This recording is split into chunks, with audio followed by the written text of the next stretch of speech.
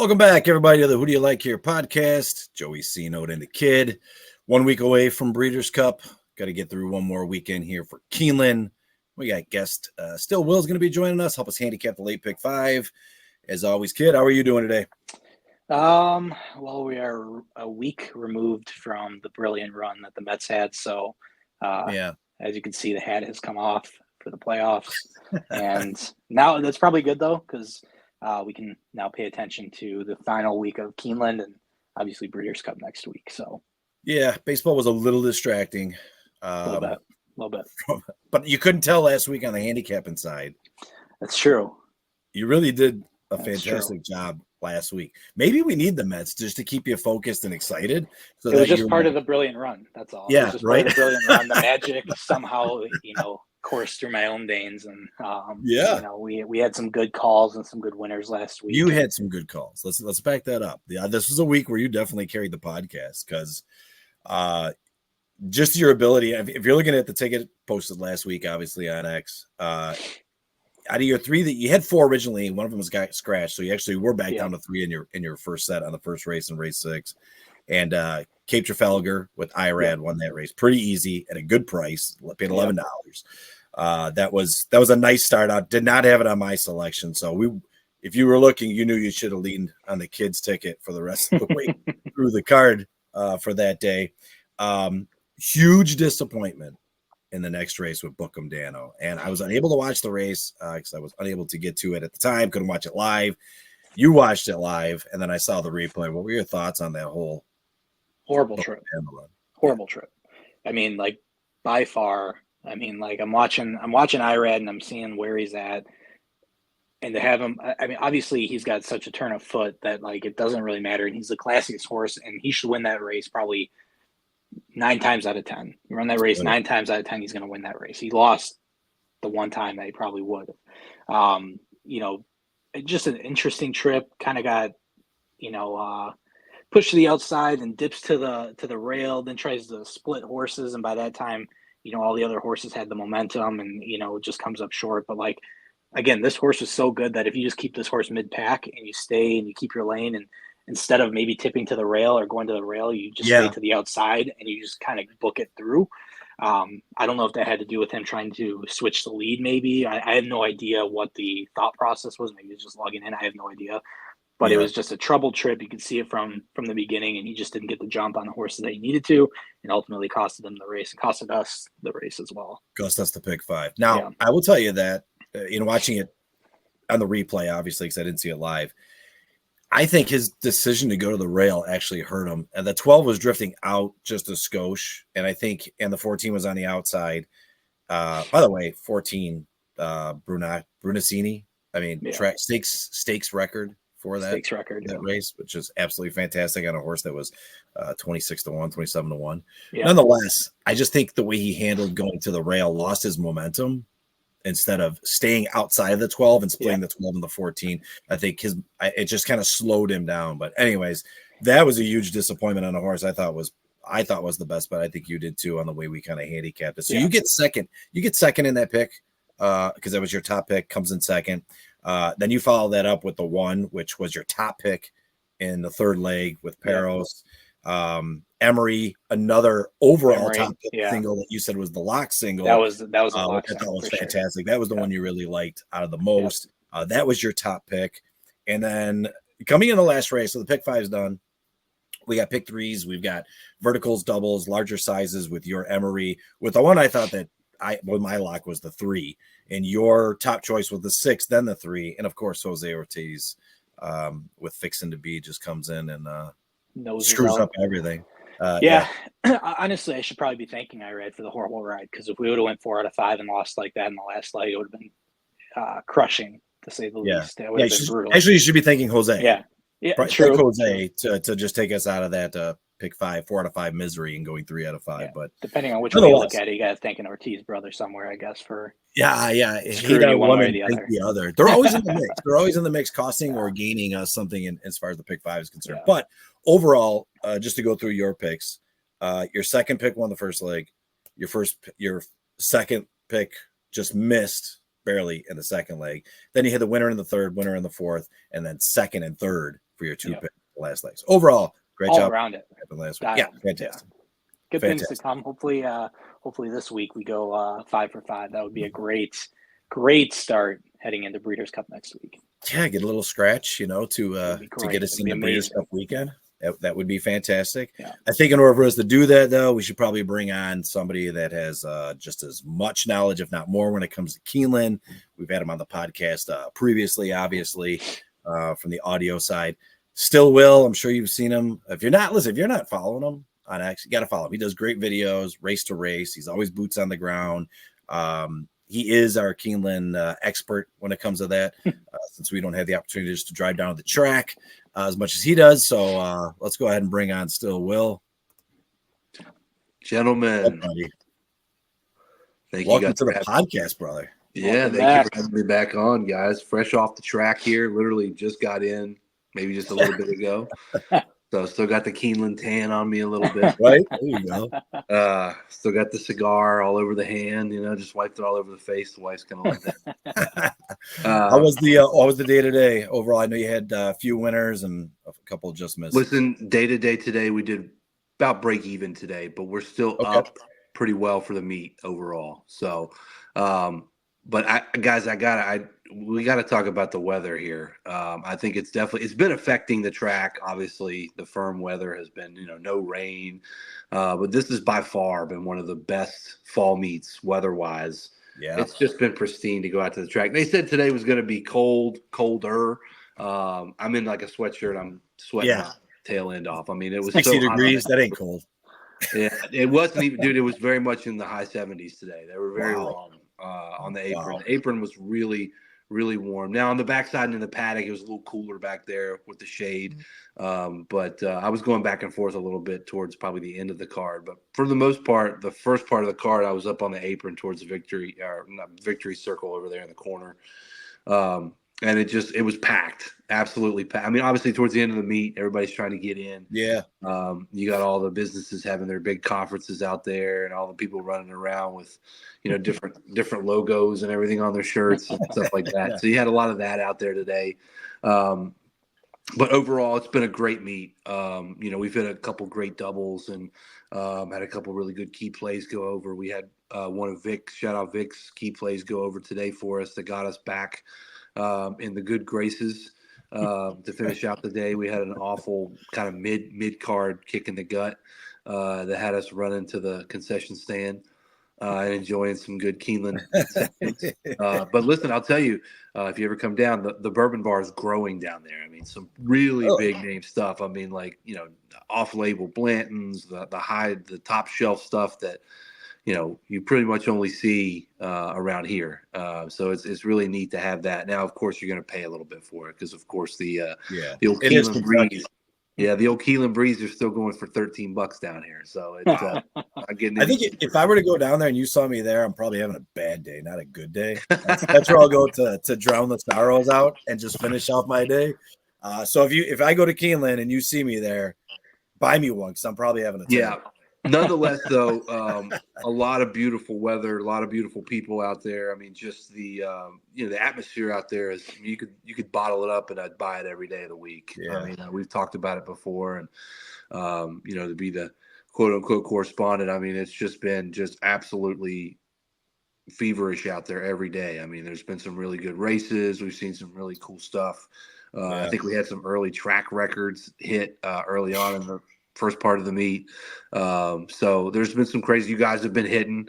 So I mean, it's been good to everybody apparently. And overall, we debate this every year. We talk about what's better, and I think every year we think that the opposite is good. We say the spring's better than the fall as far as us, not the racing. That we're more dialed in the spring, and then the fall comes like, no, I think we're better in the fall than in the spring. So I think we're okay both. I think Keeneland's like one of our favorite tracks to play out. It's a fair track. You know what you're getting at, and you know what you should be looking at. And I mean, talk to the kid. He's hitting more than I am right now. So I mean, don't get me wrong. There's been some doubles that that have definitely. I've lost some money on some doubles out there. Don't get me wrong. There is that out there with Keeneland. Yeah, I know a lot of people experience that, but you really just have to know your angles. You guys have to do, and you guys are really good at finding that and knowing where to attack that. And I think that's that's why you guys do what you do. Yeah, appreciate that. So it's really cool to really just be out there with the people. I always say in my videos, like, that's my people. Because, I mean, it's just every time I'm out there, you bump into somebody new, you talk to somebody, like somebody borrows your cutter, or, you give somebody a torch, somebody comments about your cigar. I mean, everybody there is just so happy that you're there, so happy to be there. That they're just giddy. They'll talk to you about, absolutely anything. You get close to the paddock. Now, the kid's been to Saratoga, not to Keeneland, right? And Kid says that, I mean, you like the Saratoga experience, right, Kid? I mean, that's like your top one. Of all the tracks that I've gone to, it's my favorite track. Just because the openness and the accessibility, right? I mean, overall, I mean, I would love to get to Keeneland because I know Keeneland's going to be just the same, if not better. But like just the atmosphere in total, with I would assume it's probably the same as Keeneland, but it's just everybody's extremely happy, a lot going on. You could talk to anybody about any race at any time. The vibes are always high, even if you're losing and, maybe your vibes are low, you can always, kind of feed off of the atmosphere. And it's just fun to watch good racing too, So it's like you get the best jockeys, the best trainers, it's just when you go to a racetrack, you want to feel like you're at a racetrack, and a big party. And that's what it seems like at Saratoga. And I can only imagine it feels the same at Keeneland when you're there. Very much so. Very much so agree. And I have to definitely tell you guys, at this point, you guys need to wait till they finish the renovations. They've got some new renovations in the paddock that they're working on. And I think I think they're saying September of next year that'll all be done. And I'll believe it. I mean, they're flying. I mean, for the fall meet. Yeah. So have you gone, Will, have you gone to Churchill after their renovations? No, I've not been in a while. It's been a little while since I've been to Churchill. Okay. Because the renovations they did there, which took a long time, but supposedly what they've got going on right there in the paddock, and it's supposed to be one of the They're best. Still doing more, is what I'm understanding. Everybody, I think they're doing the seats now, if I'm correct, right? So they did the paddock area, which is like second to none, supposedly, and from what I've seen on TV, it looks pretty awesome. And then they're doing like additional, I don't know if it's private box seats, or if it's more I think it's more seats or ticket areas. I think is what they're doing next. Very similar to what the new Keeneland edition is going to be. They're putting that they're basically like horseshoeing in the paddock now. So now it's going to be, it used to be open on one side where you could kind of see over the hill. You could see the sales pavilion and everything right there. They're basically going to just add a whole nother 3-level building right there. And the East Gate, you can finally come through the East Gate again, which is my favorite entrance into that place. It just gives you that, like, you walk in, it just feels like you're at like a stadium. It feels like you're like somewhere super important. And I miss it. It's been closed for a couple of years now because they've been getting this new renovation ready. But there's going to be like a museum, new jockeys quarters. Supposedly there's going to be a rooftop bar on facing looking down on the paddock area there. Really? So it's going to be really cool. And obviously, it's the first kind of big renovation that they've ever really done out there, dude. I mean, you think about the only buildings that they've built out there since 1935 are the information center right out there that they built for Breeders' Cup. And that's it, dude. I mean, all that stuff is like 35 original out there, dude. And it's, the Rolex, time clocks. And that's cool. It's just so just pristine out there, dude. It's just, like it's I said, on the bucket list. It's on the bucket list. So. Well, and like I said, at this point, just hang tight. Yeah, we'll wait till next year. Renovations and do it proper. We'll do it up. We'll get an equestrian room. We'll get get a table and that'd be sick. That's the way to do it there. And we're definitely hitting Saratoga next year. I know that's on the books. Late in the Saratoga meet, so follow it up at Keeneland Fall Meet. Be 2 good spots to hit. Keep me updated. I've got family about 3 hours from the spa, so that could definitely be something that I could definitely look into doing as well. I've always wanted to go as well. Yeah, it just looks so fun. So it's amazing. Yeah, got to get there. That's for sure. What else you got going on? Tickets though at Saratoga, but it's amazing. It might be so unhandicapable that you might not win, but I mean, Saratoga was great. bad. It was so bad. It was so bad. Like I couldn't foresee. I think early on, was kind of like biased, maybe within the first week, and then after that, it was like, man, I was throwing darts. Kid too. I think we were struggling to find out where it was just only consistent from any aspect of speaking a whole line or speaking a die, and it was not like we're even talking like with rainfall. With some tracks, you get that rainfall, and then it's all speed after it dries out, and then you can kind of like dial it in a little bit, but it was so infrequent you couldn't tell on 4 sunny days if it was going to be still speed holding or speed dying on these dirt sprints or even routes. So, well, you remember the beginning of this meet at Saratoga, the first week at this year's Saratoga. Literally, if you were leading the race around the last turn, you won the race. I mean, there was correct. That's why it was easy. You just had to go for speed, early tactical, and then all of a sudden it just changed up. And it's okay if it flips opposite because then you just handicap more mid-pack closers. But exactly. From race to race, it was different. And that's been the difference here with Keeneland, straight up. I mean, with the firm dirt track, turf has been turf. You know what I mean? We've gotten some prices in turf, obviously. You always do, Keeneland. But the dirt track has been very, very tough due to the fact that we just haven't had any rain. I mean, literally, the last time we had rain was when the hurricane came through. I mean, we just haven't had it. And knock on wood, I'll take that all day. You know what I mean? Like, give me that all day. I haven't checked the weather, but probably should. This week looks pretty dry. It's the same. We're literally pristine weather the rest of the week. It's actually going to get warmer as the week goes on. So I think Saturday is going to be the warmer day. Maybe you should just move out by you because it's beautiful weather out there. I mean, dude, like I said, knock on wood, we've been very lucky. I'm worried we're going to get pounded this winter. Is what I'm afraid. Take it. Take feet of snow. Knocking on wood again. Keep the tracks dry and good. We'll be fine with that. We got the rubber track at Keeneland. It doesn't freeze. They can practice all year long up there. So they should. We got some races to handicap. I want to make sure we just jump right into it. But I'm excited for this weekend. Still was going to be at the track, so boots on the ground. We're gonna get some race by race video pics as you always do posted. So shenanigans mostly, but yes. If you see anything out there specifically that you see, man, put it out there because we'll have to pivot if that's the case. Absolutely. Kid's gone dark here. You must be answering something. I'm still here. I'm just give me 1 second. Yeah, you pulling up your form? Yeah.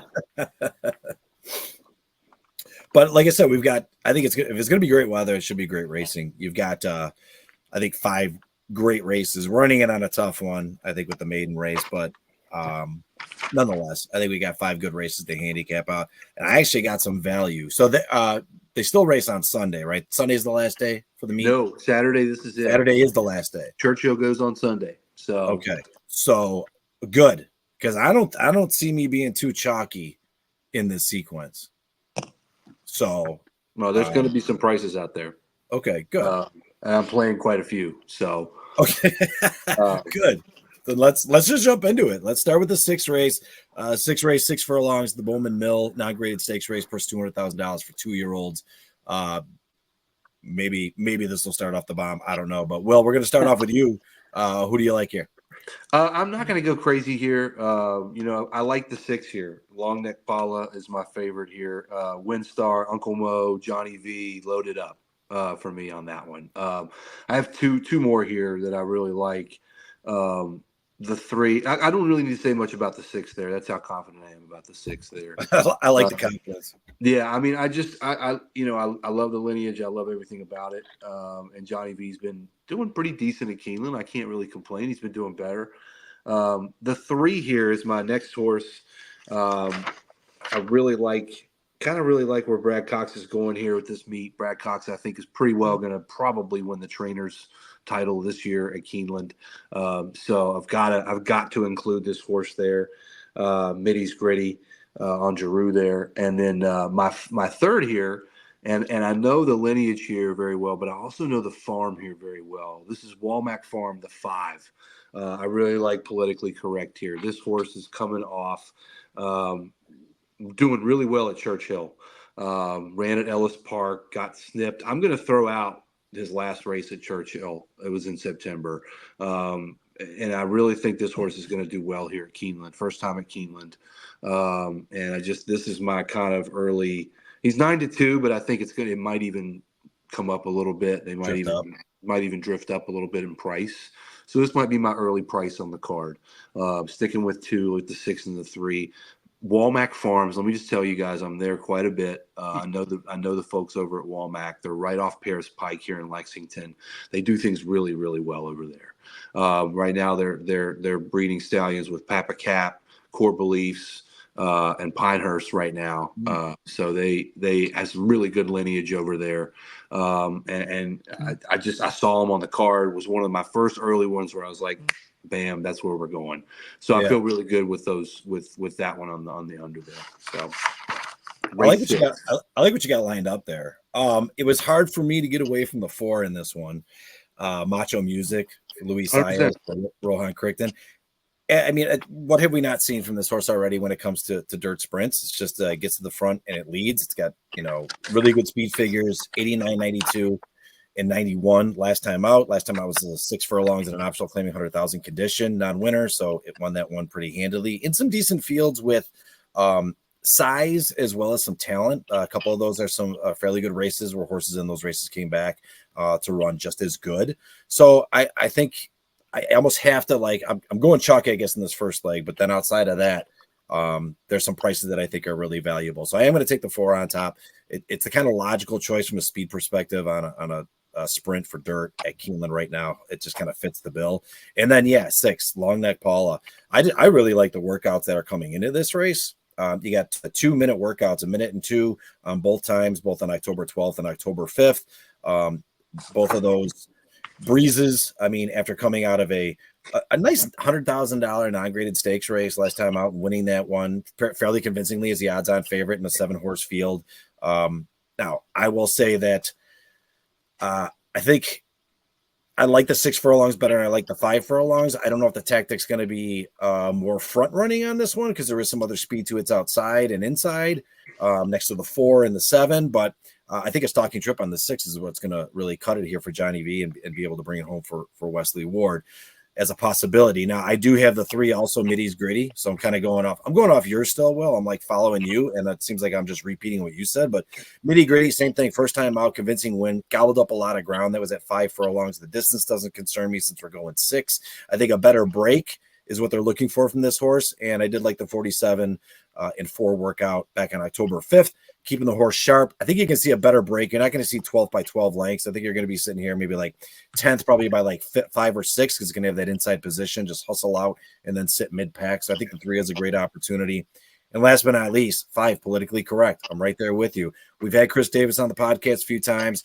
I love when he has horses that you kind of scratch your head and say, this horse is better. And I bet this horse a few times. And at last time out, I think what they really found out is this horse isn't a router. It needs to stay in the sprints because it was game early on and just kind of faded back and really never it was just kind of step slow out of the gate. And I know Chris likes to get his horses out there early. This one's had to hustle up every time it breaks out. So the workouts are showing me that they're trying to work a little bit more. We're trying to maybe build some speed, kind of the way Cox does. That's the way that Chris Davis likes to work his horses too. And I think they got something here. Speed figures aren't tops, but it figures to show, and you're getting in my opinion, I think Jose Ortiz, who's really getting a handle on Keeneland and the Kentucky tracks now. He's getting very comfortable.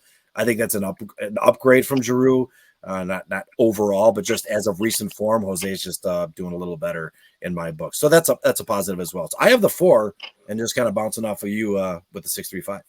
Love it. Good reaction. Yeah, I think we're all pretty close in alignment here. I thought this was one of the hardest races for me to handicap right off the bat, just because I think there's a lot of talent, and I think the horses that we're seeing in here are kind of in the same level. I think there's really no standout aside from the 4. I think the 4 2-to-1 price is probably justified for that horse just because of what we've seen in the last 2 races. But I think there are some horses that ridden up in tougher class and against tougher that maybe they haven't gotten the job done, but just shows that they have a lot of hope for the horses. So I actually ended up landing on the 5 as my top choice.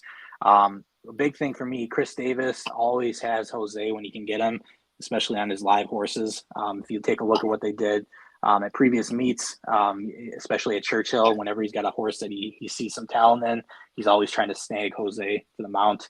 And like you guys said, I mean, this horse, once you shorten up and you go back to the sprints, it seems like they do their best work there, right? So when you go back to Churchill Downs all the way back on June 30th, I mean, they won by 5 lengths at the distance, which is exactly what I'm expecting here in this race. I don't expect this horse to go out to the lead. I expect it to stalk and sit on the pace and then, pull the trigger at the second call at the stretch. So I've got the 5 on top. I think the 3 is very interesting, just because the first race to eat up 6, almost 7 lengths on the stretch and win the race by a length is insane. It shows the crazy amount of turn of foot that you see. You're getting Florent teaming up with Brad Cox. We've already said this 1,000 times. Brad Cox always puts Florent on his best horses. I think that horse is extremely live, and I also think they're going to be, eating into a very fast pace at the front end. So I like the 3 underneath. I like the 4, obviously from a speed perspective. Seems like there's a little bit of a speed bias on the track. So a horse that goes out to the front, wheels, maybe gets, lone speed could be very dangerous. So the 4 makes a ton of sense. And then the other one that I threw in underneath is the 1, Tyler, teaming up here with Dallas Stewart. Saez rode this horse prior. They rode, and obviously the Hopeful, grade 1. They obviously got blown out the water here. But I mean, this is a significant class drop for this horse. It's got the rail, which has been favorable for these horses in this race. And again, you're getting Tyler, and I think it says something to the fact that Tyler's got probably multiple options here. And yeah, I think they have a lot of stock in this one at 4-1 underneath. Might bump up a little bit in pricing there, but yeah, I went 5 with the 3, 4, and 1 underneath. Yeah, again, we're talking 2-year-olds here, lightly raced. We've got some variances, but again, the 1 makes a lot of sense. Also, moving up to the Hopeful and being there early on a little bit in contention, just a little odd here. You could pick anybody on here, and you could make an argument, I think. Yeah, I agree. So let's go ahead and move on to the 7th race. 7th race, this is going to be a mile on the turf. So we're finally on the grass here for the second leg. It's an allowance, 120,000 condition, purse of 120,000 for fillies and mares 3 years old and upwards, which have never won 18,000 twice out of the maiden claiming starter or state bred allowance, which have never won 3 races. Still, Will, where are you at for the turf race? First one of the So turf has been interesting at Keeneland this year, as it always is, but I really like this connection as we continue to talk about Tyler here. I like the 6 here, this Sappy horse with Tyler. I think that it's last race. It's another situation where it's last race maybe wasn't as up to speed, maybe where it should be. So again, I'm going to throw out its last race. Prior figures to that show me that this track is going to be probably a good situation for this horse. And again, you're getting Tyler on board. He is very, very consistent. I think he's 20% on turf wins this year at Keeneland. So I feel very confident in getting Tyler there on the 6. The 3 is my next one. This is getting Omaha Beach. Sire, you're getting Steve Ass, you're getting Christian Torres. I mean, you're getting a good setup here, and I really like this horse. I saw this horse at Churchill in his last race. Of course, didn't hit the board, but I think this is going to be a situation where this horse can. Steve hasn't really had a great meet at Keeneland this fall, but again, he's another one of those guys where he's not going to bring somebody out here if he's not really trying to get him through the winner's circle. So I love the background here. I think Torres has been doing pretty well at Keeneland. You get a good early price here at 9-2. Again, I think this one might even drift up some more based on what we have in the race here. Because this, again, like the last one, this was probably the hardest one for me to handicap because there was so much talent here. I mean, even with an 8-1 horse like the 2, who is not on my board, but was one of the ones that I thought of here. But my final one here is the 11. The Wesley Ward here had a great showing at Kentucky Downs in its last race. And again, when you give me Wesley Ward at Keeneland, I'm going to take him 9 times out of 10 on situations like this. You get Frankie Dettori on the mount as well, and again, its last race at Kentucky Downs was a course record. So we'll take our chances here with that one. So yeah, 6-3. with or 6 with the 3 and the 11 here for me at race 7. Yeah, I'm gonna agree with you and jump all over this 11. Again, getting chalky here on my top pick, but it just makes so much sense for me, just from the perspective of how I see the race going and the fractions this horse is able to put down, and it's in its best form. I think Kehoe Beach from the outside for Wesley Ward and Frankie Dettori workouts. I mean, since September 8th, just alone. So let's just go moving forward since that last race. 103 just on a 5 furlongs on the turf, which I think is great, and then a 101 coming into the race on the turf, flat. I just like seeing horses that are going these distance routes on the turf, getting these 5 furlong workouts. That just says a lot for me on what they're trying to do conditioning wise. And Wesley's been doing a fantastic job as always when it comes to the Keeneland meet. So the 11 is actually my top pick, and I'm just going to stick with it. I do like the 2 Mrs. Astor underneath. It's just a late moving horse that I think has a lot of talent, and a lot of speed, and running into a lot of similar conditions that we're already looking at from this race. From an allowance 120,000 has been running on 120 and 127. Same kind of conditions, non-winners of 2s. Struggled to just not winning those races, seconds and thirds, and then finally broke that non-winners of 2 other than 2 back. That last time out in the grade 3, little outclass, going right back into the allowance race. And I think Jonathan Thomas actually has this one in the best spot for it to actually have a chance. Probably not to win, but to hit the board. And I think at 8-1 morning line, I can see that probably sticking close to that, maybe 6-7-1, but should be a good price with the favorite on top, especially if you're doing any bigger verticals. I do like your 3, Neon Beach. This one's just, it's so tactical. I think, you got Christian Torres, a very smart jockey for Asmus, and that really has the ability to either go out or pull back. I think he's going to have that inside post position to make that decision fairly quick. So he doesn't have to wait and see as things go. He can just break out and let the race come to him. So I really like the 3's chances just from that tactical ability and a smart jockey on a very sound and strong horse. 2 back, getting an 84 speed figure, I thought also was boded well in a non-graded stakes race. Again, graded stakes race coming out of probably wasn't the best fit. We're getting back over to turf, which I think is a little better suited here for an off-pace perspective for this horse. So definitely want to have that one on my ticket. So I do like that as well.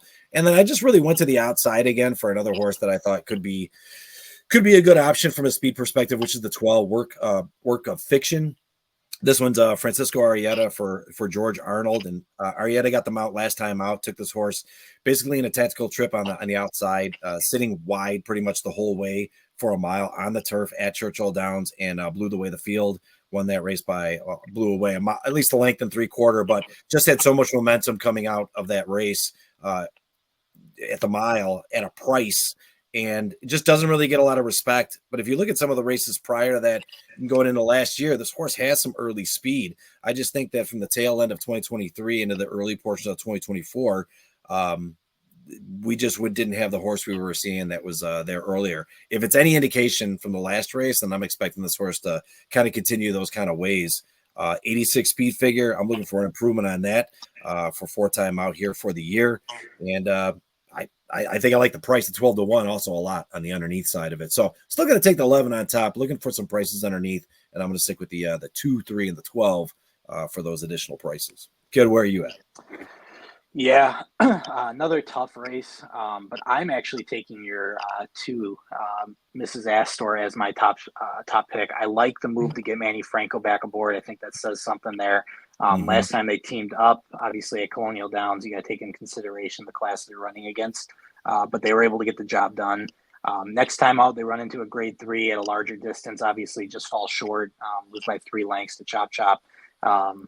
Also very, obviously, prominent horse and a solid horse to lose to, but valiant effort, and they took a pretty decent step up there. So I think 3rd time out here after the layoff, I think they're going to take another step up here. I think this is a really good opportunity for them. Obviously dropping down in class from the grade 3 that they were just in and getting back down to, I think, a preferred distance for this horse. A mile, I think, is where they can do some damage. So I like the chances on the 2. I'm going to take a swing there. I like the 1 as well underneath at a decent price. Obviously this horse isn't getting the job done in retrospect, but they took a massive step up from what they were running at right in the last race at Keeneland. So I think they like the surface. Again, you got to take in consideration the classes they're running against, but they like the surface. They've already ridden over the turf. Luan Machado is not going to make the same mistake he made last week where he stopped running. Matter of fact, he's probably going to be running as hard as he can through the line moving forward. Last time out, they only lost by 3 3/4, but I mean, they fit the bill of a horse that's going to stalk, hopefully sits mid-pack, and then tries to make their move there, right? They're not going to be on the front end. I don't want a speed horse in this field.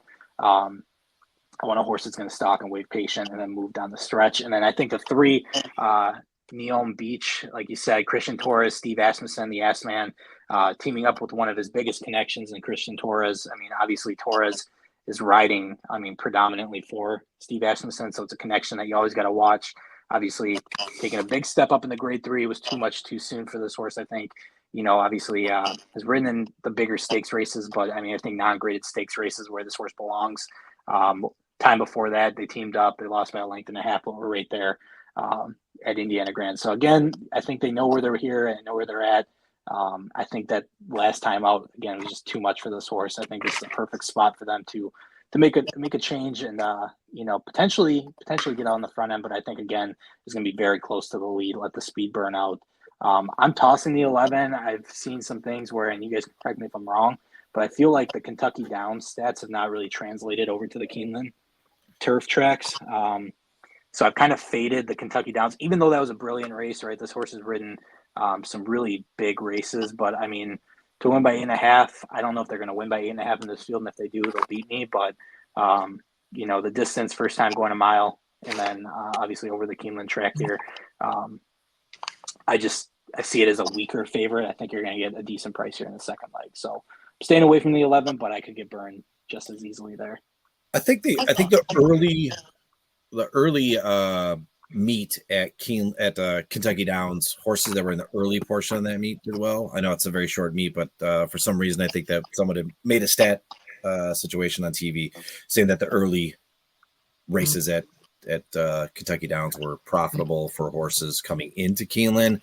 But I think overall you're right. I don't think Kentucky Downs is a track you're really looking for when you're playing at Keeneland. But I could be wrong.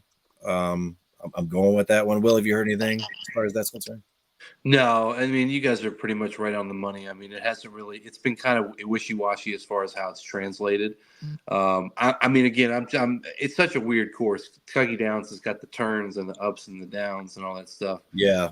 It's not a meet that I follow very closely, mostly because it's just I'm not great at turf anyway.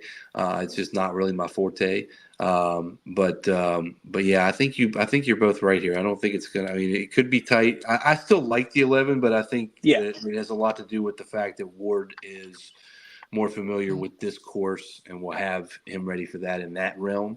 Because I know, I see him, when I'm out for morning workouts sometimes. He is Wesley's almost always out there every morning with these guys. So I know that the care is there. But can we see it get done? I don't know. Yeah. It's like you guys said, it's one of those things. We'll just have to wait and see on that one. Yeah. And I think we're going against the grain because off pace and closers have been doing well on the turf, no matter the distance, whether it's sprint, I think, or on routes. Maybe front runners have a little more advantage in the board on the routes.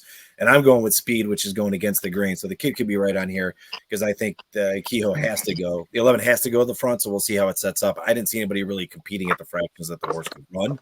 We're going to see if it's a merry-go-round or if he gets caught. But he's definitely going to go from the outside. Let's go ahead and move. Go to the 8th race. 8th race is a mile and an eighth. It's the grade 2 Haggard Fayette. It's a purse of $350,000 for 3-year-olds and upwards. Still, Will, you're up. The Haggard. Haggard. We got Hit Show here. Of course, back to Brad Cox. You guys know I like to play some of my favorites when it comes to Keeneland here. And again, this one's no different. Candy Ride. All these Candy Rides always do well here at Keeneland. You can almost always count on it. Great sire here. And again, coming off of a win here at Churchill, everything sets up really well for here. This one, this is my like, of all these picks, I feel very confident about this 8 here. I think Brad's going to have this one ready to roll ready to rock and roll after he beat Rattle and Roll in the last one. Yeah, we'll throw that in there. But really like the 8. Again, Brad is one of those guys here at Keeneland that you can always trust, and he'd almost always be ready for this type of a race. So give me Brad there in the 8. Also, we're going to go underneath here with the 4 in War Campaign. Philip Sims horse here with Tyler on the mount. Doesn't necessarily jump off the page when you look at numbers-wise wins, but I like this horse because you've got to really, of course, you always have a chance when Tyler's on the mount here at Keeneland. His numbers jump off the page. I think we were talking about it previously. The main course, he's 46 for 15. The turf course, he's 30 for 50 or 30 for 5, excuse me. And he's 22 for 11 on favorites. I don't know. This horse is not going to be a favorite on this 4 here. It could, but an early 8-1 early line, I don't think it's going to be. But you always have a chance when people see Tyler's name in the program to get it bet down a little bit. But like the 4 here. Also like the 2 here. This Brian Lynch horse, and if you look at this Tumbarumba, I think is how you say it. Yep. Tumbarumba. Yep.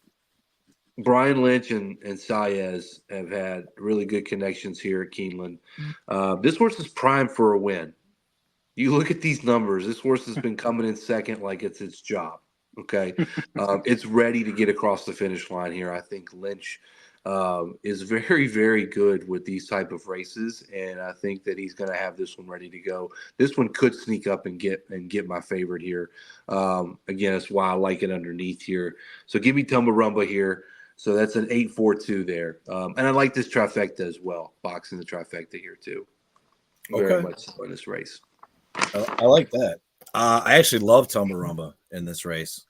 That's actually my top pick, and I just think that the horse is a little more headstrong on the front end, and that's what I want to see on this race. Is I actually want to see someone very close up. He's got to break well, and this horse consistently breaks well, always at least 2 lengths from getting out the gate.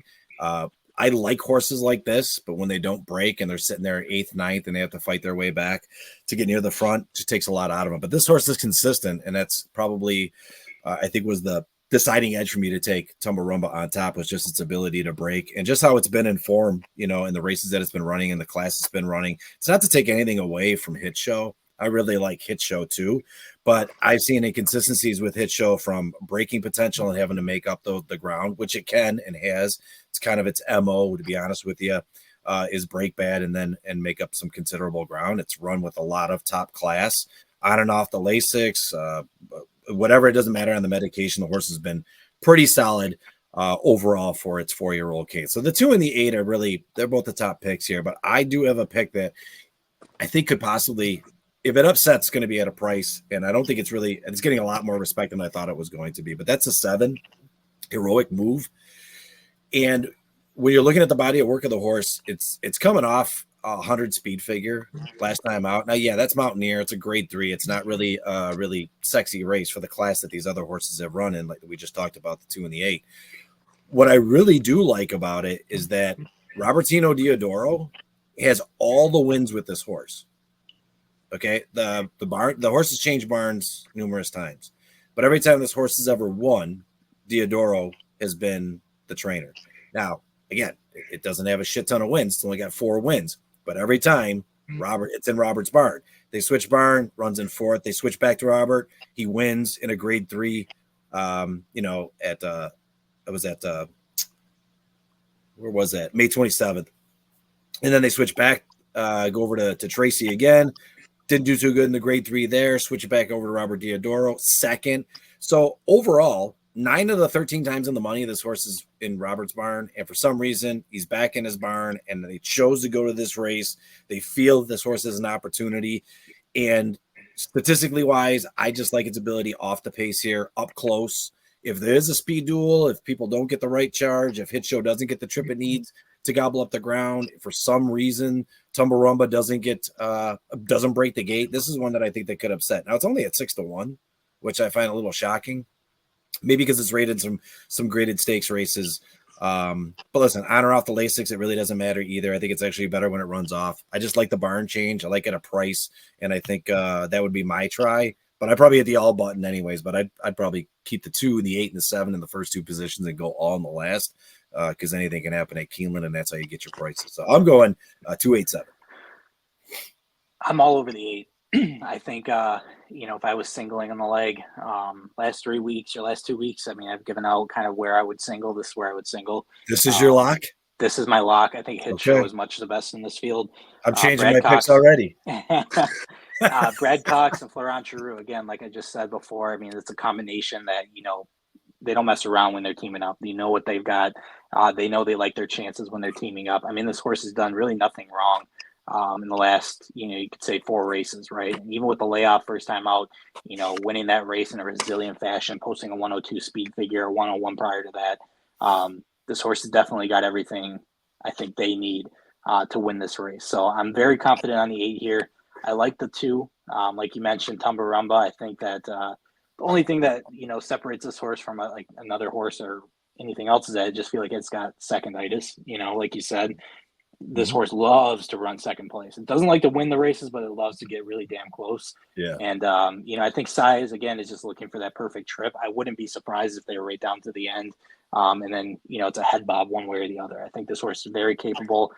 Grade 3 last time out, just missing. They're taking a step up, which typically would be like, okay, maybe this horse needs a little bit of a break. Maybe needs a little bit of a lesser class, just get back on that winning front. But they just keep going at it. And doesn't matter if it's a grade 2 or grade 3, they're right there every single time. Yeah. I think this horse is going to be very close to the front end, from a speed perspective. So hopefully they can hold on and maintain. And then the last horse that I think is a pretty decent price here is Grand Aspen. I really like this horse. I mean, obviously at Gulfstream, there was an issue. They lost by 50 lengths. They eased this horse up. They thought very highly of this horse, seeing that they put it in a grade 1. You scratch that race and you look at the body of work. This horse has really been hard to stay away from, right? It hits the board at an unbelievable clip. Ever since really breaking its maiden, it's really just done nothing wrong. You're getting Jose Ortiz, who's always going to be picking up the pieces late. It's a horse that I can see flying here, just maintaining or holding on. Jose is going to try to get a piece of that money, I think, at some point there in this race. So at 10-1, it's a pretty juicy price for an exacta. Like I said, I'm really high on the 8. And then, I'd like to get some level of price underneath to just boost it up a little bit for me. And I think they're sleeping on this horse a little bit because what you see last time out. But going to a grade 3, they just missed a grade 3. And I think this is a logical step here. Might be too much too soon, obviously, after the layoff. Maybe they need one. But I think if they're seeing what we're seeing here, I think Jonathan Thomas has got this horse in a competitive fashion and looking to steal a little bit of a piece here. Very under the radar horse, I feel. Yeah, 21% win percentage to the new barn. And this horse has gone out of Cox's barn into Pletcher's barn and now into Jonathan Thomas's barn. And I like that they're keeping Jose, that knows the horse for the last couple of times he's been able to ride it. So it kind of bodes well. So I kind of like that. Hitting the board 6 of its 9 races. I mean, that's that's very impressive from a horse that is 10-1 in this field. I think it's just as competitive, but yeah, I think you just have to kind of scratch that last race at Gulfstream because I think they were trying to find where this horse was really comfortable. It ran well on turf and then ran okay on dirt and trying to decide what's the best option for it. So they've decided to stick with this dirt race here. So I like it. Let's move on. 9th race, mile on the turf. We're back on the grass here. It's the grade 3 Bryan Station. It's for 3-year-olds. Interesting race. Where'd you go, Will? So this is where my bomb is here. And I'm going to go a little crazy here. We mentioned Jonathan Thomas just a minute ago. I love this 12 in here, Twirling Point. Okay. Thomas doesn't have a ton of starts at Keeneland this year. Hasn't run a ton of horses up here. But this one I feel very comfortable with taking as a bomb because, again, candy ride. I love these candy rides. They do very good for me here at Keeneland, and over the years have done very well, pedigree-wise. So riding with the pedigree here, okay? There's not a whole lot else that jumps off the page if you're looking at its last 3 or 4 races, okay? Kind of limps in here, okay? Especially when you look at the stats that you get even you get from the stats that we got off Brisnet. This is not a good situation on paper for this horse, which is exactly why I like this horse in this race. Okay. And that's what we come out here to do, guys. We come out here to lay a number on a number. This is one of my, like, stand on the soapbox, get excited. Jonathan Thomas is going to have a winner here. This is going to be one that jumps up and snatches people's a couple of people's tickets here. That's where we're. I mean, I'll do the Ric Flair. We'll do it. You know, the whole thing here. That's where I feel about this one. Hit this number 20-1 early line on this thing. This thing could go even higher than that.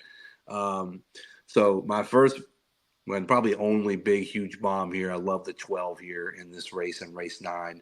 Dettori, of course, on the mount. So underneath, a guy I haven't really done a whole lot with or even really bet this meet, but I really like this horse is the 11, Takari, with Graham Motion, with Franco aboard.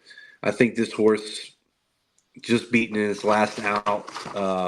Again, has a little bit of an outside. The outside ones obviously haven't done well here, even just statistically. But I think, again, you're talking about a horse that can get there. We just saw it win back in August. Obviously, we saw it. You know, it has a winning pedigree here, I think. And I think this 11 will be good underneath here with the 12. We'll probably get another. It says 2-1. I don't think we're going to be 2-1.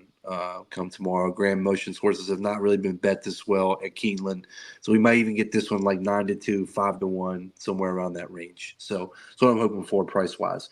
And finally, I'm going to round it off with the quote unquote talk of the town in Lexington right now, and that's Sherry DeVoe and our guy BJH Brian on the 6th there with Brilliant Birdie. Sherry has been kind of like I mentioned, she's like the hot name to bring up if you're standing by the machine at Keeneland this year at the meet. And for good reason, she's had a lot of great starts. This has been a great barn this fall meet. And I think she's going to bring another one home here. Bad thing here, horse hasn't raced in a little while. That absolutely means nothing here at Keeneland when you're talking about the conditions that we're going to be looking at tomorrow. Should be a nice cooler morning. The horses are going to love that. As the day goes on, it's been tapering off and getting a little bit warmer. I think it's even going to be more beautiful tomorrow, which I think is going to be a good setup for here for this 6. I know Brian likes to take things on the inside here. We're hoping for this horse to get out for a nice little run, get a break, and go straight for the inside with this 6. So give me the 12-11-6 here for race 9. I like that. And yeah, you're right. We've talked, we had him on the podcast. We told him that he's one of the best jockeys to get position and ride that rail. And it just seems to open up for him every time he needs it to. Just finds a way through. On that note, I'm taking the 6 on top. I think the 6 is much the best. I mean, last time out, 133-2. This horse is in its best condition, 92 speed figure last time out. 133-2. Nobody else comes close except for the 11 as far as times for the mile. And I just think Brian's going to have plenty in the tank.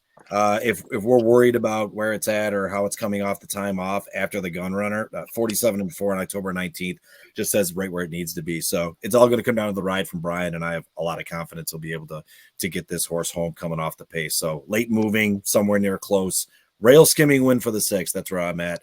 I actually like the 11 and the 12 that you both mentioned. I think Takari makes a lot of sense too. A little more of a tactical horse, can go to the front, can also close or sit off the pace and make its move. Don't know where Manny's going to position this horse, but it's another one that's going to be tough to beat. I like the 12. The 12 was my 4th choice in here, and I'm talking about it now because you just talked about it, but I think this one makes a lot of sense too. It's been running a nice lot of non-graded stakes races here. It's been very competitive throughout. It's just something about the opportunity from the pace perspective and the times that I'm looking at and where the speed is at that I think it really sets up great. Frankie likes to win some of these races. I always talk about where Frankie sits best. And, typically turf is always better for Frankie, in my opinion, than dirt, and outside closers are always better. And this horse covers all those check marks for when he's got a horse. So I think it's live at 20-1. It's definitely underneath of my verticals. But I also want to throw the 9 in there. You didn't mention that I like Evade. This is Tyler Mike Maker. Last time out, first coming into Kentucky Downs, from shipping over from Great Britain. 100 speed figure at a 6.5 furlong race. We're stretching it out. Horses ran 7 furlongs before, so we're going to go the mile and see how it handles it. The 6-1 price kind of shocks me a little bit. I thought this one would be a little bit higher, but they must be holding a lot of stock in the Grade 1 there at Kentucky Downs last time out. However, it was a really good race first time against 12 horses. It's been running against horses in big fields, and it's been running against some decent class in Grade 1 races. So, I mean, to put this in at a Grade 3, I think Mike was kind of looking for a good opportunity where it could definitely hit the board, if not have an opportunity to win. So I think Evade is an interesting one that I want to have on the ticket as well. But I love the 6 in this race. Not my overall top pick. I'm going to save that for the last race. That's a crapshoot and call it my lock. Since the kid already shouted his out. But I think 6, 9, 11, 12 would be my 4. It's a pretty even race overall. Well, you guys are making me think about the 6 a lot more because that wasn't really on my radar. So I might be pivoting. So maybe I'm the odd man out here, but I landed on the 1 here for a couple of reasons. Dude, I wish you would have let me guess what your top pick was because I know it's Alvarado. I know it's on the rail. Rob Atras, I knew you were going to love this one. Go ahead. This horse is 6 for 10 lifetime. Last time out in the Gunrunner Stakes, obviously they just missed. They were very close. They were looking to go 3 straight. This horse is running very good speed figures, just posted its highest speed figure in its career, which is something to be said there. Junior Alvarado rode this horse the last 3 starts. If you look at this form, he knows his bread is buttered with Bill Mott, who ultimately has Sayas aboard on a different horse. And Alvarado's also ridden that horse before. That makes me think that Alvarado had an option here and he went to the Atras horse. And like I said, they just missed last time out. It's a distance specialist, a mile on the turf. That's what this horse does. It's very capable. They know when they need to move. They know when they need to go. It's usually right at the second call. They say, hey, I've got to make a move. This way I got to pull the trigger. And it usually is favorable. You can see last trip, if you watch the trip, they just were a little too far back and they just couldn't gobble up the ground that they normally do. But again, like I said, I think there's something to be said there when Junior Alvarado isn't teaming up with Bill Mott in a graded stakes race. And not to mention, like I said, the success that they've already had, teaming up with Rob Atras on Neat, which is this one horse, I think speaks volumes to, why and what decision he has in front of him. So I landed on the 1. And like you said, the rail is winning at a pretty good clip here at Keeneland. Let's take the short track trip around the course. I'm going to run with the 1 here on top. I think the 9 is very interesting as well here. It's Tyler, like you said, Gaffleon on Evade with Mike Maker. Obviously, last time I was a Grade 1. They just missed by 2 2.25. You get, a Torres board, which isn't a Tyler at Kentucky. I think when Tyler is on a Maker horse in Kentucky, you can say whatever you want about Tyler. Obviously, he's on great horses and gets a lot of opportunities. He's very consistent on turf course, like you said, Will. But like I said, that last trip, 100 speed figure, a horse that's ridden overseas on the turf there. We know that these European horses, these shippers, love to gobble up the turf at Keeneland. I think that this horse is going to be moving late, trying to eat up a lot of ground and try to go into that lead. But you will see it down the stretch. And then obviously the logical choice here is the 11, Tricari with Graham Motion and Manny Franco. Manny's obviously coming here from New York. He's making the trip. He's going to try to make the most of his opportunities here. Oh, yeah. I thought it was interesting that Johnny V was typically riding this horse, and now you got Manny Franco. So I'm not sure what the change of jockey was, but Manny Franco, very capable, and they do a lot of work, and they ran a couple races over at Colonial Downs this year. They team up quite a bit, and you'll see them in New York quite often. But the body of work that this horse has shown, shows that it should be a 2-1 favorite. Has gotten the job done, very, very often, right? 7 of the last 9 races it's ridden. So definitely a horse, definitely a player in here. I'm going to take a shot and just go with a bigger price, but I can see any one of those horses winning this race. So like I said, 1 with the 9-11 is where I fell in this race. Yeah, I think Graham went with Manny because they've teamed up 4 times in the last 60 days. He got 3 wins out of 4. So I think makes sense. I think he kind of wants to go with the hot hand. That's been working for him. So, and Manny's going to make it. Lock it in. I think obviously Manny's going to make a go of every opportunity he gets. He did it last time he came out for similar races, and he wound up having a decent day. So he's not coming out just to go around the. I was going to say, I think the last time he went out. Oh, God. No, go ahead. Speaking of locking things in here, I don't want to get too far ahead of ourselves here, but Mr. Ice's game is 2-1 right now after the first period up in Detroit. So 3 goals in one period? We got 3 goals in one period in a Mr. Ice game. It feels good. It feels good, guys. We're going to preemptively act like we didn't talk about it. We're just going to move on. We're on the up and up. Not going to talk about it anymore. No, my phone is literally exploding while we Is it the end of the first? I knew something. Yeah, it's end of the first. It's 2-1. Okay. That's a great start. Absolutely. That's a great start. Going back to the race here, I knew you were going to go with that one because I had a hard time throwing it off. I had a hard time throwing the one off, just like you hit the other race. So it's hard to throw off a horse that you look is going to make a lot of sense. But looking at the shape of the race, I just didn't meet my tops. But I would not be surprised. It makes a lot of sense for this one. Yeah, I mean, obviously, I'm playing the jockey card here, right? I'm betting on the jockey a little bit more in the connections, right? Like it seems like, and I think just like body of work.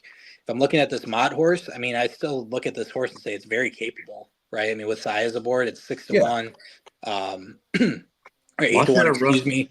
They ran their best speed figure. Junior Alvarado rode this horse with its best speed figure at 101. At Kentucky Downs, like I said, they didn't come up with the win. But, I mean, obviously that horse is very capable. It's a grade 1. You would think that would have been the logical choice for him to take, seeing how capable and how much, stock it seems like they have in this horse. And like I said, I mean, he knows his bread is buttered with Belmont. And for him to take the Atris horse with that connection, obviously not being as strong as Mott, and it just tells me that I think Junior knows that this horse has got a lot underneath him. So. Yeah, it's all speculation, obviously. So no, it's interesting. Well, but I mean, Bill Mott. The only downside to that is Bill's not been typically getting across the finish line like he normally does at Keeneland this meet, and that's true. Somebody I love to go with. So it's not. I agree. I mean, but the one didn't get my look for that reason, unfortunately. Yeah, you know what I mean. So it's good to hear that perspective on that because it's definitely something I'll look at. Same thing with the 9 on the last one with Tyler and Maker. It just missed my list. You know what I mean? So, Yeah, you can't put them all in there. You can't. I mean, you got to make a call. And I got to take a bomb. I like the 12. I'm going to jump with the 12. So you got to stick to your convictions on where your gut is. But it's nice that we're seeing the same things. And it's just like there's reasons why we didn't put it on the ticket. I'm glad somebody put the 1 on there because it seems like every week when the kid and I, whether it's guest or solo flying, we leave somebody off. When Iceman was on, it was Gina Romantica. We just threw her off. That surprised me a lot. It said, let's just try to beat. Everybody tried to beat the favorite. Yeah, everyone's thinking the same way. Like this is a good opportunity to beat the favorite, and the favorite wins hands down, costs the pick 5. So, I'm glad you brought the 1 in. I guess long story short, that definitely helps. That may keep the ticket alive by someone picking it. Let's go ahead and wrap up this finale here in the 10th race. 6 furlongs. Here's our lock of the day coming in. Maiden claiming $150,000, person $78,000 for 2-year-old maidens. Love these races. Will, where are you at? We're going to keep with the typical thing we've been riding with here, and that's the candy rides. So we have settled with the 5 here, the 6-1 Thunderhawk. Luis Saez aboard, Peter Yurton, who, again, another one that hasn't had a ton of horses out here at Keeneland. So you see him on the program, you give him an extra look. I love what Yurton does with his horses. And, again, this one takes a drop in class. I think we're going to see an improvement here. So I just, again, candy rides. Stick with the breeding aspect. It works. 100%. And especially at Keeneland for this. Yeah, Again, correct. This is one of those situations that if this horse was a Saratoga, I'm not even looking at it. You know what I mean? It's an aura type thing. It just really is. I mean, so I really like the 5 here. I also take a look at the 9, the chalk. Why not? We've been playing the chalk. Let's go with the chalk. It's a Brett Calhoun ride here with Jose aboard. Figures it says here are to improve while running dirt, but this is a good trainer. It's a 25% trainer. Failed as the favorite. I think you can again throw that out. Again, anytime you're racing in this type of race at Keeneland, you definitely want to consider Jose a good situation in this type of ride. He's going to get you in a good situation in this race to get you home. So, again, we've done 5-9, and then again, we're going to round out with the 8. This is a WinStar Farm with Dallas Stewart, Tyler aboard. This horse drops in class. Again, grabbing Tyler. Lost my place here. Yeah, grabbing Tyler. Had a race. Let's see, at Keeneland. Hasn't raced at Keeneland yet, so this is going to be his debut at Keeneland. So went up against Mitty Gritty in his last race. So has faced some pretty heavy competition. Popped a really bad speed rating in that race. Yeah. So look for an improvement here again with the nice, like we talked about. The weather's going to be in this horse's favor. I think it's going to help him get some speed up front and get jump right ahead and hold. Because again, we're seeing, like we mentioned earlier, we're seeing that Saratoga speed on the dirt track where if you can get ahead, unless you've got some real good class, you're not coming up. You're not going to be moving up in these races. So this is one of those. So give me the 5-9. I'm leaving the 12 out here. Okay, I initially looked at the 12, the Bauer horse here. I'm leaving it off here. I like the 5-9-8 a little bit better. So the 12 would be, I guess you could say, honorable mention here. Just fell off at the end when it came down to what I had to make my pick here. So 5-9-8. Yeah, I agree with you on everything you just said there. You can't take them all, and I had to try to break down this race as to where I thought I saw value. We were just talking about it early on. As I was talking about the ticket with you here at the beginning of the show, I'm like, oh, should be some bombs coming. But yeah, as I'm going through my picks, I'm looking at a lot of chalks that I picked. So I'm not really happy about where I kind of settled out on some of these top picks. However, I got the bomb in this race that I think is going to be the winner. This is going to be my lock. This is the one I'm going to take. This is what I'm giving out as my top pick. And it's always going to be the 2-year-old races. Always a 2-year-old race because it's always such a fucking crapshoot. I'm going to go with the 4. It's off everybody's radar. Stay Frosty. Stay Frosty. John Ennis, out of Frosted. Obviously, this 2-year-old. First-time starter really should win this race. I think the 12 is kind of cool because you're cutting back in distance, but you're moving from 32,000 to 150,000. I think it's a big jump, but it makes a lot of sense. But I threw the 12 off the ticket. I'm looking at a horse that's going to go out to the front and blow everybody away. What sold me on this 4 is that we've got 3 starters out of a dam who was a winner, not a stake winner, with 2 wins and a stake win. And then you've got the workouts. Like I'd like to see gate workouts from first-time starters. You got a bullet on September 26th, 4 furlongs. That was on an off track at 48. Not going to see that on Saturday. So let's just do a 47-2 bullet workout coming out the gate on October 10th. So I like a first-time starter with really good gate works at 4 furlongs. 3 furlongs anybody can get, but 4 furlongs or 5 furlongs, I love to see that. And you did get a 5 furlong work from this horse too. Minute 3, no less. Not the best 5 furlong workout, but speed, holding, and braking is what you need. So I think the 4 at 12-1 is one of my favorite picks of the day from a value perspective in a race that anything can happen when you're talking 2-year-olds. At least I know this horse is going to break well from the gate, or should hopefully be able to perform and do well with the fractions that you're seeing that it should be able to put up. Now, on that note, I'm going to add that 9 the chalk in at 3-1 because it makes a lot of sense. Listen, they went from dirt to turf. The turf didn't work out. It was a non-Lasix race last time. It was grass. I don't like anything about that, but I do like that it went to gelding. And this is the first race back since they gelded this horse. So a little bit of time off in July. The horse is gelded. Look at the workouts since then. Have been really, really fantastic. And we're talking about Jose Ortiz, who we also said is having a fantastic meet. He's really getting some of these big wins. He won the last race last week. He may do it again this week on Saturday. The workouts, 5 furlongs, 1 minute and 1/5. That was on September 25th. 5 furlongs and 59-2. It was on October 2nd. So another horse that definitely has the wind to be able to go the distance. I think that 5 furlong race you saw, 6 furlongs not going to be a problem. He should have this one out there going early with my top pick as well. I'd be crazy to leave off the 10, Frack Baby, another first-time starter with decent gate works as well. A 48 flat and a 36-4 for 3 furlongs. Those are October 13th and October 2nd.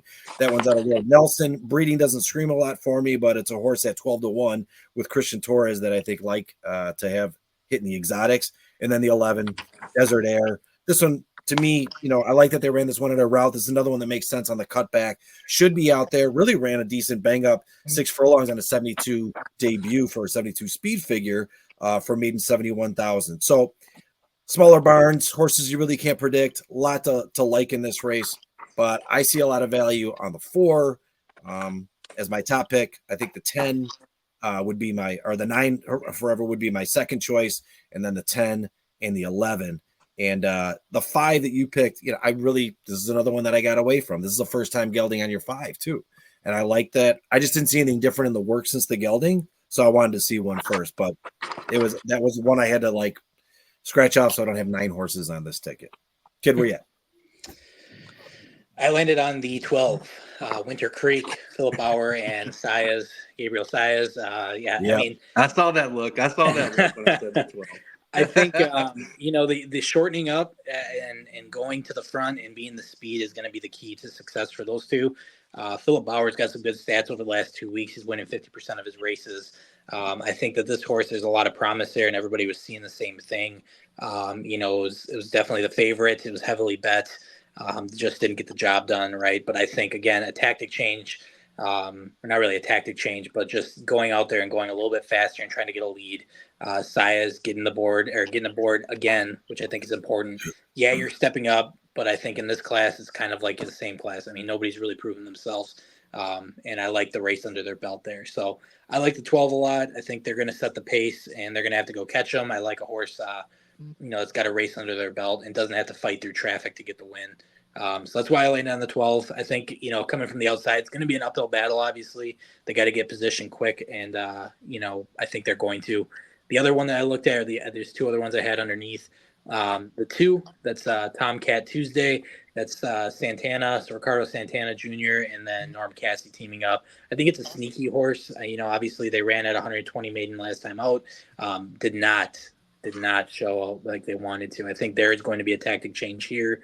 They ran up against some really fast fractions. I think they wanted to be on the lead. I think they're going to be a lot closer than what they were to start the race. I mean, they broke horribly, right? I mean, near the end of the pack, 7 lengths off, and really just couldn't make a bidding ground. So I think there's going to be a tactic change there. Norm Cassie is going to make Santana get really aggressive in the nightcap here. I think that you're going to see, at least at a minimum, a step up from what you saw last time out. And then the 9 makes the most sense. It's Jose teaming up with Brett Calhoun. First time gelding, some bullet workouts prior. 5 furlongs and 59 on October 2nd over the track.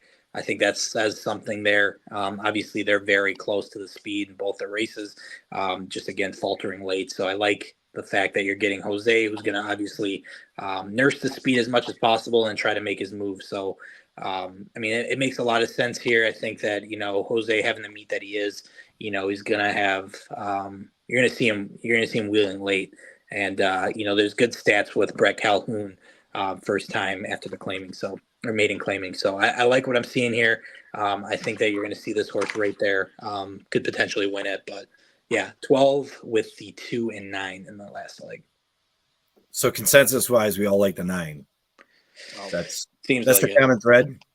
So maybe it's the 9 with a 2, 4, 8, 10, 11, 12, 5, 10. Yeah, 4, 5, 2, 4, 5, 8.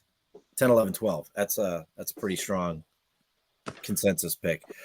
Go back to your 2 there too, kid. 43% win percentage for Ricardo Santana and Norm Cassie when they team up. They team up. If they don't win, they don't hit the board. So it's like an all or nothing with the 2. So we'd be interested to see how this plays out. Also, another nerd nugget on Jose Ortiz. He is 5 for 8 in favorite wins, so 63% when he is the favorite. So he should be the favorite. That's a good stat. Little nerd nugget there. It makes sense though, right? I mean, the workouts are great, so he didn't like the turf. Take that out. I know it's 33,000, but kid, I think the one thing you pointed out, and you've said this to me before, and again, I'm not trying to be disrespectful on any jockeys. They put their lives on the line every time. But when you see Gabriel Saez out as second choice or a near favorite, that speaks volumes. He gets so many bombs. He's usually on double-digit horses. He's on 12 to 1s, 15 to 1s, 20 to 1s. Maybe you see him on an 8, 9 to 1 on occasion. But when you got him at a 4 to 1, he's got a horse. And this is a horse that, again, getting the cut back in distance could really benefit that 12 immensely and will be going to the front, like you said, and that's what you want to do in these dirt sprints. So keep your eye on that 12. Interesting.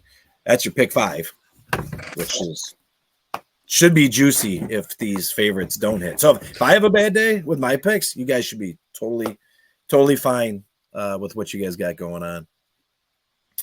100%, dude. Yeah.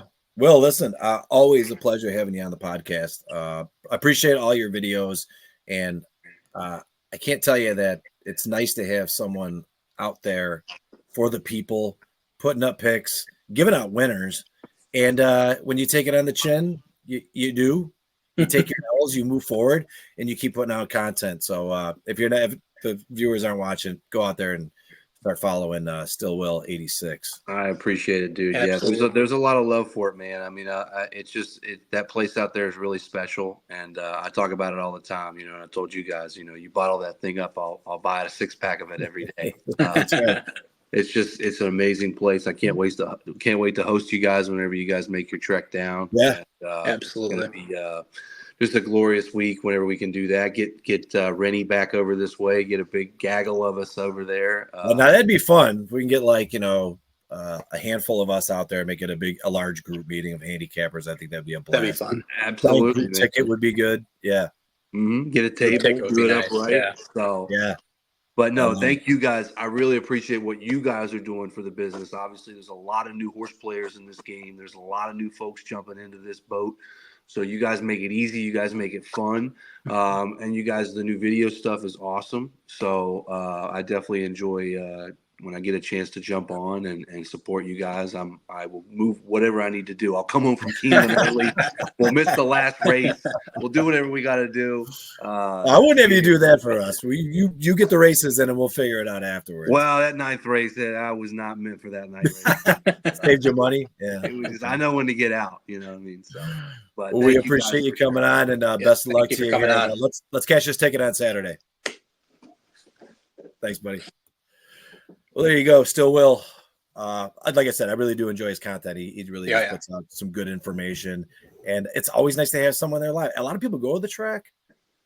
Some people don't like to do videos, but even if you tweet, it's one thing. But if you're seeing something out there, because you know how it is, kid. When we're at the track, you see certain things. You're watching horses warm up. You're seeing them sweat. We'll make the call for you, and I think that's important to have somebody. Besides the national commentators giving you their insight. So very true. And also the underrated play. Not a lot of people are posting during the week on a Wednesday for you to get your handicapping insight. We're not out there on Wednesday. I'm not out there on a Wednesday or Thursday. Sometimes I'll throw out a loser, midweek, but I'm good for a loser on a Thursday. Content wise, Wednesday, Thursday, Friday, you're getting, even Saturday and Sunday, you're getting some content out of him pretty much every day. So he's a fun follow, and obviously he knows what he's talking about. And definitely appreciate what he does for sure. So it's good to have like minds. I like it. Any NFL prop plays for this week for you? Anything you want to throw out there to the people? Not the best week last week, but I don't think anybody had a good week last week, to be honest with you. So Josh Allen over a half an interception. You're sticking with that bet. It hasn't hit, so maybe everybody should just go the under since you've go ahead, do it this weekend. You've been calling it out for like 4 weeks. Yeah, I don't even know if Buffalo plays this week actually, but there's no bye weeks this week. Okay, so then he does. It's first time actually that they started the bye weeks that that team doesn't have a bye week. It's like everybody's in full action. I think people are getting upset, obviously. So on that note, that's the ticket for the week. I have no prop plays. I'm going to stay pat this week and see where it all washes out. Anyways, for myself and for the kid, until next week, everybody, good luck. We'll see you next week.